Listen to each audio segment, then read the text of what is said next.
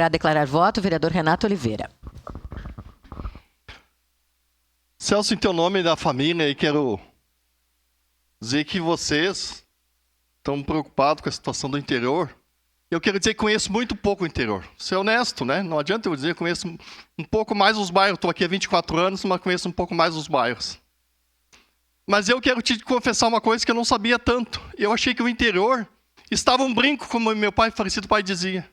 Porque na cidade está um caos. Então eu achava que o interior estava um brinco.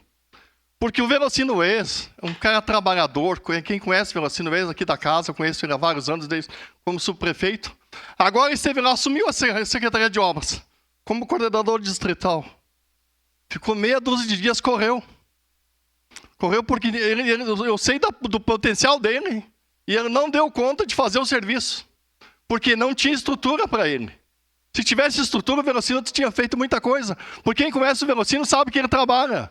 Então eu estou dizendo isso porque imagina como está a situação no interior. Se o interior está dizendo isso, nós aqui na cidade, vocês sabem, nós não estamos falando só de estrada, de buraco, de saúde, de educação, falta de creche só um turno.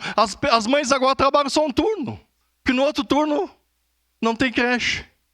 Então, assim, quando se fala bem do Sartori, nós podemos falar bem do Sartori, sim, foi um bom prefeito, mas não podemos esquecer que teve um bom vice-prefeito também do Alceu, do Sartori, que foi o Alceu.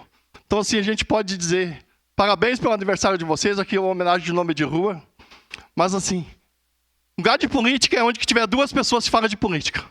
Ou se tiver só o celular, as pessoas estão falando de política. Então, política se fala em qualquer lugar, principalmente na Casa Legislativa e na Prefeitura. Então, assim, nós estamos aqui.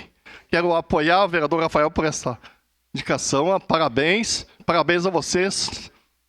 Era uma simples homenagem, não era uma grande homenagem e que saiu um ato político. Por quê? Porque o Executivo está de braço cruzado, faltando 2, 3 meses antes das eleições. Esperamos que o próximo prefeito, a próxima prefeita, permaneça na cidade que tem luz no fim do túnel. Obrigado.